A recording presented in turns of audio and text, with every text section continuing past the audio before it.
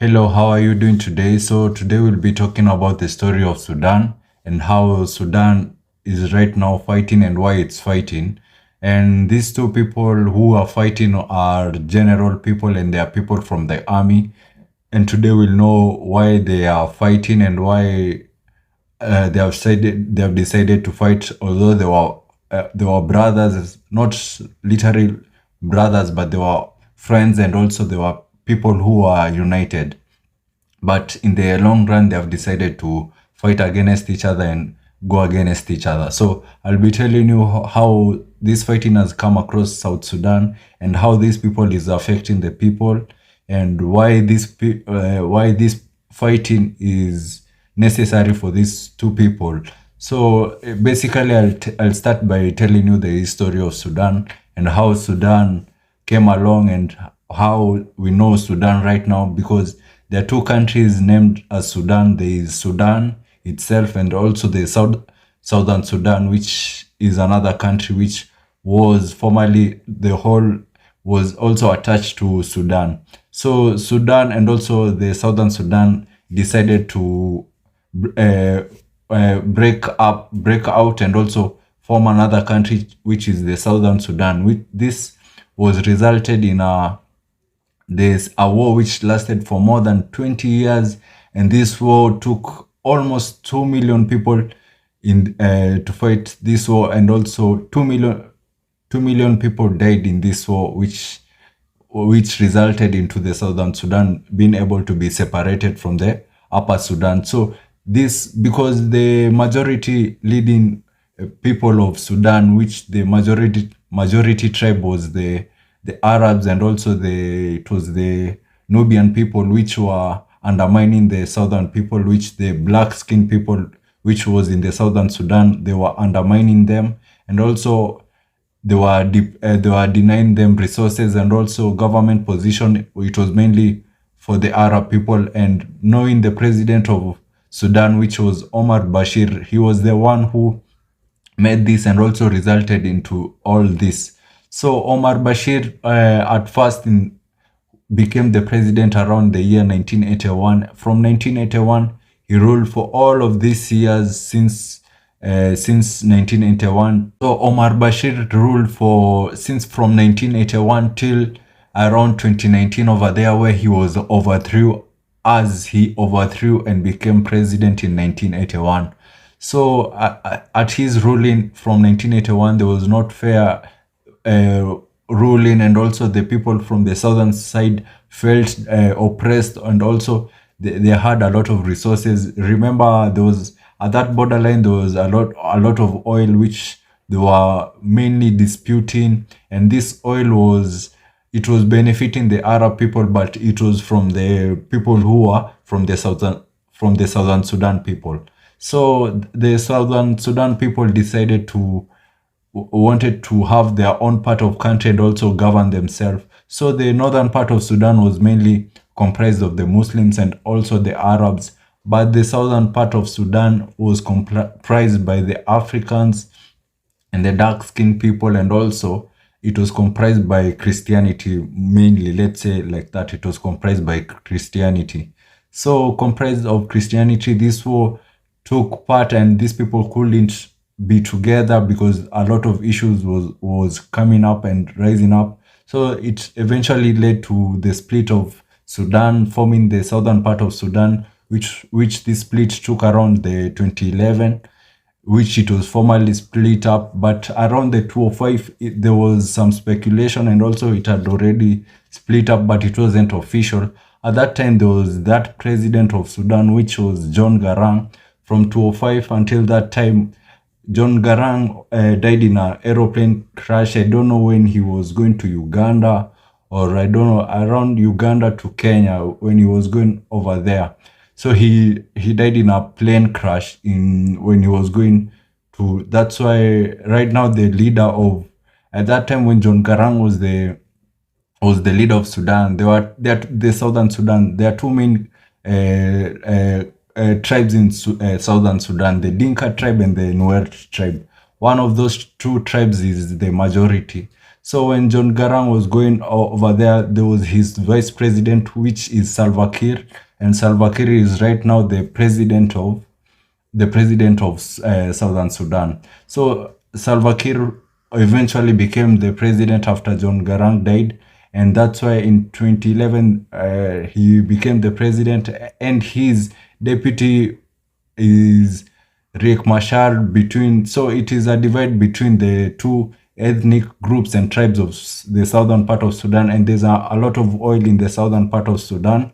So these two, right now, the president Salva Kiir and the deputy president Riek Machar. So that's the southern part of Sudan. So let us go up to the upper part of Sudan, which was headed by Omar Bashir after breaking up in 2011. So from 2011 to 2019, when Omar Bashir was eventually overthrown and a coup had occurred, and this coup was inaugurated by none other than the right now current president, which there are two fighting people, the general of the army and also the paramilitary support person in the also army, a special part of the army. And this separation of the army was done by none other than Omar Bashir, and he did this because he didn't trust the army, the people of the army, the Sudanese army, for it to be one whole army, because in his mind he knew that if anyone wanted to overthrow the government easily, it will be the army people. So making the army so powerful will eventually be an insecurity for him being in the office, because he will be overthrown as what he did in 1981 when he was the general and overthrew the current president of around 1981. So Omar Bashir decided to separate the two groups from the army and also the special paramilitary army, which was separate. And the special paramilitary army was headed by Dagalo, and also the Sudanese army was headed by Abdel Fattah. So Abdel Fattah came up and decided to go and hold hands and also merge together with the paramilitary army, and decided to overthrow Omar Bashir, which was around 2019 when they were able to overthrow Omar Bashir. And Omar Bashir he trusted mainly Dagalo, the special paramilitary group. He trusted them so much because most of the information he didn't rely directly on the Sudanese army general Abdel Fattah. So Abdel Fattah and Dagalo decided to hold hands and also to have unity so that they can be able to overthrow Omar Bashir. So they were successful in overthrowing Omar Bashir. So after overthrowing Omar Bashir is when they formed a constitution and also a government, where this government comprised that the Sudanese General Army, Abdel Fattah, will be the president, and the vice president will eventually be the other member of the special paramilitary group, which is Dagalo. And Omar Bashir, at that time when he was forming his government after overthrowing the current president, he had done away with some things like the prime minister, and also because he knew the prime minister will be directly the next person who will be next to office and power. So what he did away with them, and also he formally constituted himself as the only sole president, and no one was able to dispute Omar Bashir. So the other enemy was none other than the president, the general of the army. But that Omar Bashir devised a way that to separate the two forces of the army so they can be weaker. But at that time, what they did is Abdel Fattah joined the two armies, went to the other part of the army and decided to be one. So around 2021, Abdel Fattah, when he became the president of Sudan at that time, he had constituted a constitution, and also he had created a committee where this committee will form like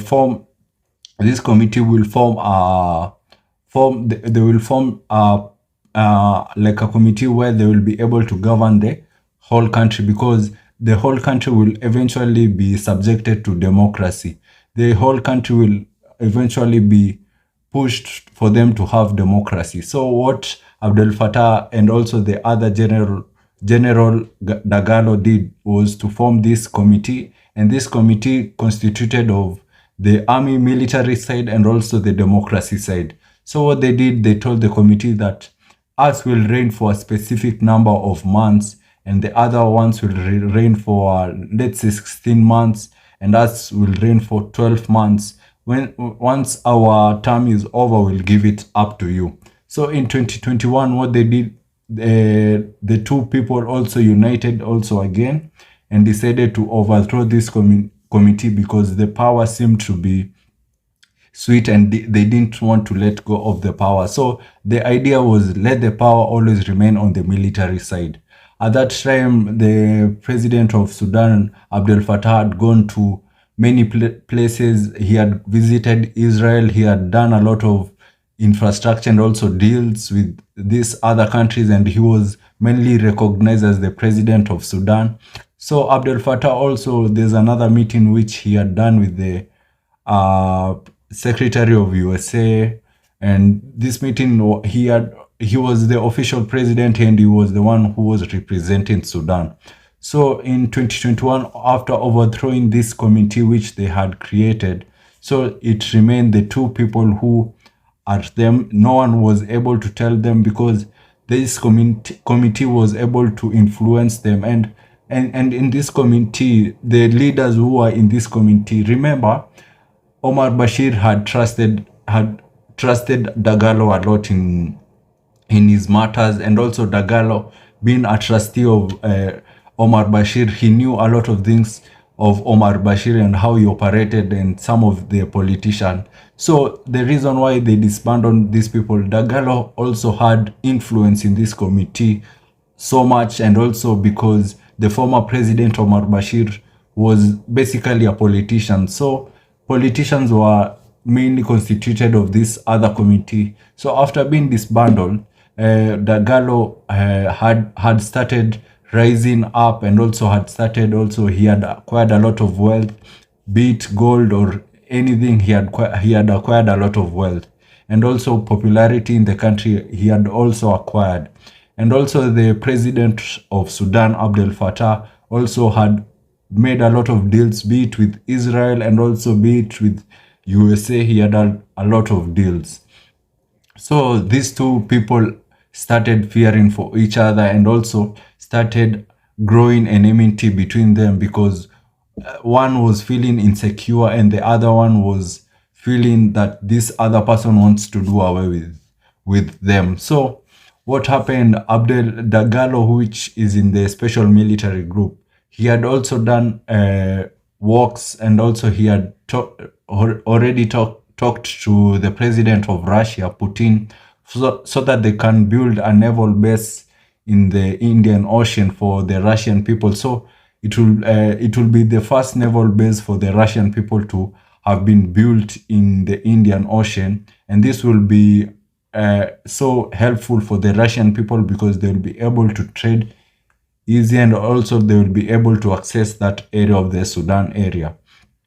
So what Dagalo did that brought about this war is when he fired direct shots in the city of Sudan, where he fired shots in broad daylight, and this escalated the war. But before the war had escalated, there were already rumors that the current president Abdel Fattah, the other general of the Sudanese army, wanted to do away with this other paramilitary group and also combine it to become one group, so that he can be able to be the sole person which he is heading the army.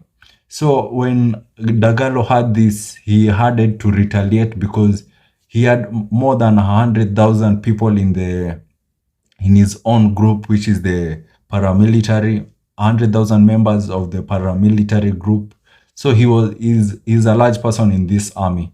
So he's refusing to be taken over, and he's refusing for the president to disband all this group, and the president is right now saying that this group is a rebel forces, although this group helped the president to become right now the president, which is the also the general of the Sudanese army. So these two generals of the Sudanese army and also the other general of the other part of the army, the special group army, they are fighting against each other, although they were already friends. So in this war, the people who were caught up into this mess basically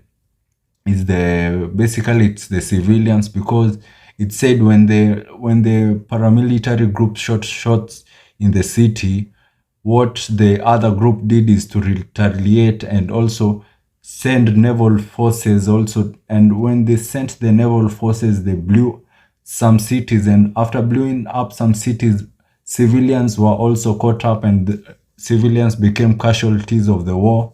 And this is very saddening, because more than 40 people have already died in this war, and many people also are speculated to will lose their lives because this war is ongoing. And what the president is trying to say is he wants completely the other group to be dismantled, and you know the other group cannot accept to be disbanded. It has denied completely to just dissolve, because the other group also had acquired a lot of mass of wealth. So if it is well, the Dagalo side has a lot of wealth, and anything it wants, it also has. And also people, there are some speculations that the special group, which is in Ukraine and Russia, is currently right now in Sudan, helping the Dagalo side, the paramilitary group, to fight against the Sudanese army.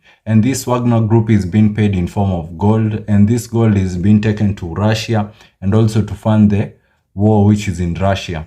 So that's the story, and it has a lot of story, a lot of chain in this story, because the president of Sudan is a member, is a friend to the USA people and also the Israel people. So they are one friend, and also there are people who are one, and being Dagalo being a person and also a friend to the Russian people, it may also lead to more interest into this war, because the Western countries want their type of leader to succeed in over and becoming the president of Sudan, and also the other countries who have interest in the other person of the army, which is Dagalo, to be the president of Sudan. So it is a tricky case which has costed many people's life. Right now the war is still ongoing, and the president of Sudan just wants completely to dismantle this other type of army, and claiming that they are rebel army. So I hope you like this video, and I hope it's informed you, and I hope you watch out for the next video. So stay tuned for any video that will be coming out, and I'll be releasing other videos like this. So watch out for the other videos which I had already released, and I say till we meet next time.